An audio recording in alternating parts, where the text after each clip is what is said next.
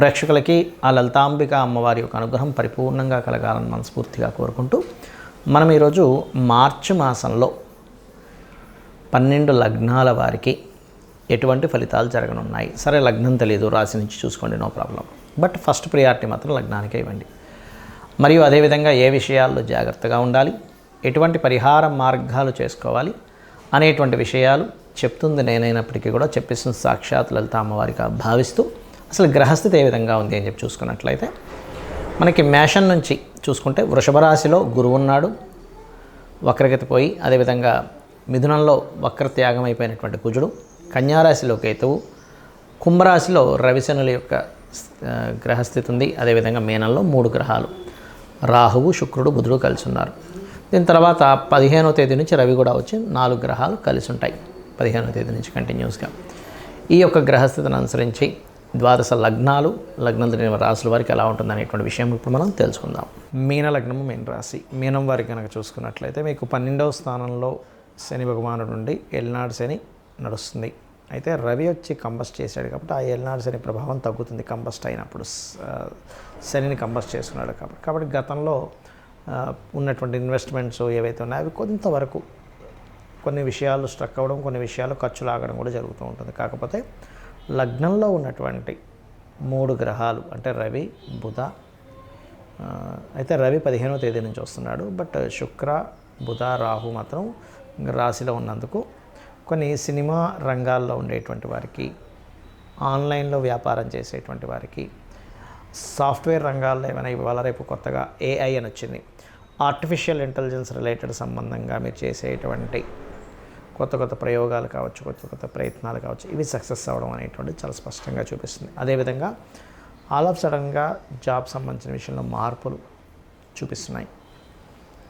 అలాగే కొంచెం ఏదైనా మీరు ఒక ల్యాండ్ కానీ ఏదైనా తీసుకునేటప్పుడు 4వ స్థానంలో మీకు కుజుడు ఉన్నాడు కాబట్టి ఏదైనా వివాదాస్పదమైనటువంటి భూమి ఏదైనా తీసుకుంటున్నామా, అందులో ముఖ్యంగా బంధువర్గం వారి దగ్గర కొనుగోలు చేసేటప్పుడు, లేనట్లయితే ఒక్కోసారి ఏదో మీడియేటర్ చూపిస్తాడు, ఇటువంటివి తీసుకునేటప్పుడు పర్టికులర్గా అవి చూసుకోండి. బికాజ్ ఆఫ్ ఇక్కడ ఈ 4వ స్థానంలో కుజుడు ఉండడమే కాకుండా 7వ స్థానంలో కేతు ఉన్నాడు.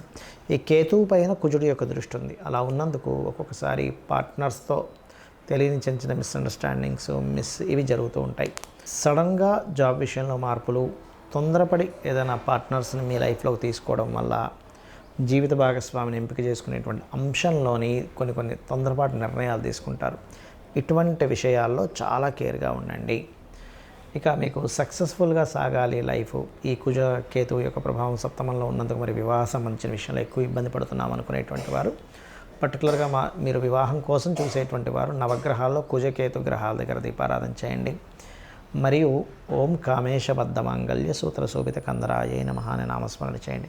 లేదంటే ఇంకా మాకు ఎక్కువ స్ట్రెస్ ఉంది వివాహం విషయంలో, ఎంత చూసినా సెట్ అవ్వట్లేదు అనుకునేటువంటి వారు కందులు, ఉలవలు దానంగా ఇవ్వండి. అలాగే వివాహం అయ్యి మళ్ళీ ఇబ్బంది ఉంది, మా గొడవలు అవుతున్నాయి అనుకునేటువంటి వారు నవగ్రహాల్లో శని రవి గ్రహాల దగ్గర దీపారాధన చేయడము, మరియు మీరు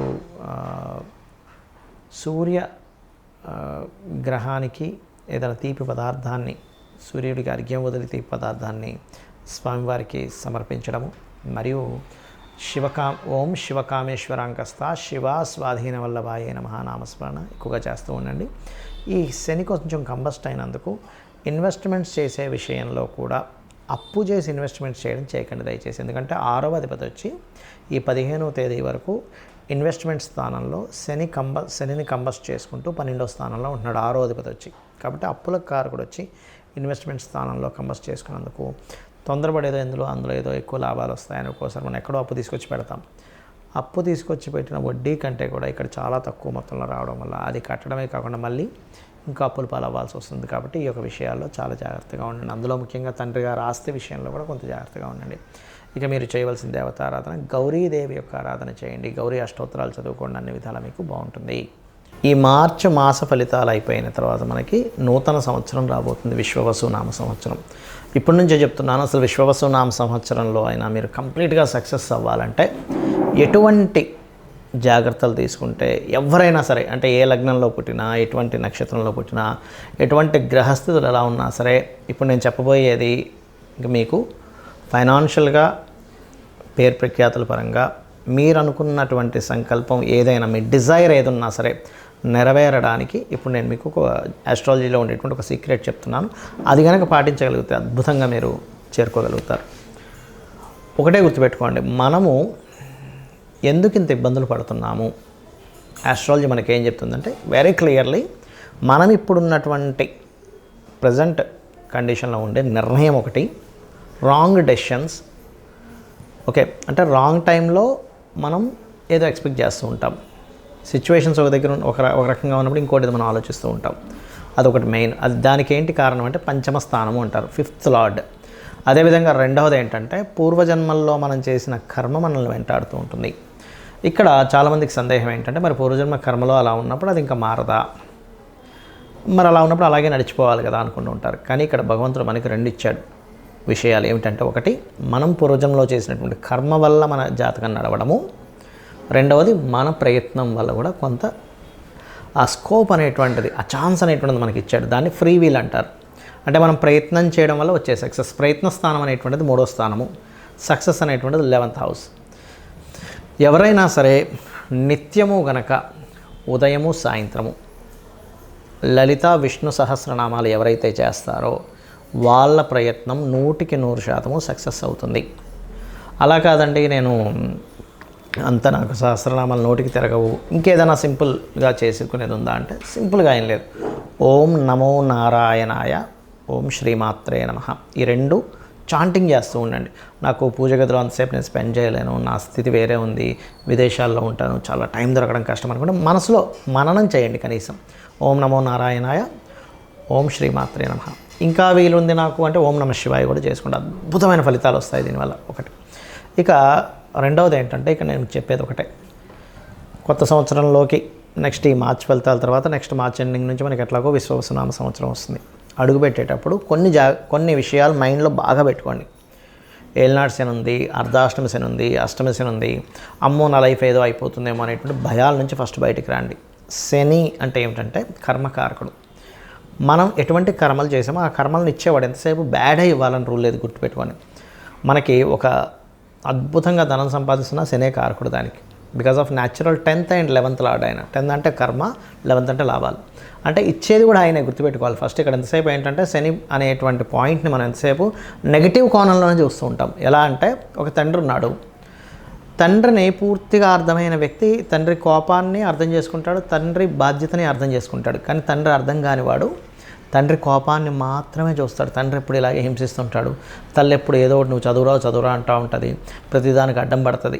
ఇది మాత్రమే చూస్తాం. కానీ తల్లి అంత బాధ్యతగా ఉదయాన్నే నిద్రలేచి మనకి ఫుడ్ అనేటువంటిది చూసుకుంటుంది, లేనట్లయితే మన అవసరాలు చూసుకుంటుంది, మనం ఎప్పుడేంటనేది అన్ని జాగ్రత్తగా రక్షించుకుంటుంది. తండ్రి కూడా మన కోసం పనిచేస్తున్నాడు అనేది మనం మర్చిపోతాం.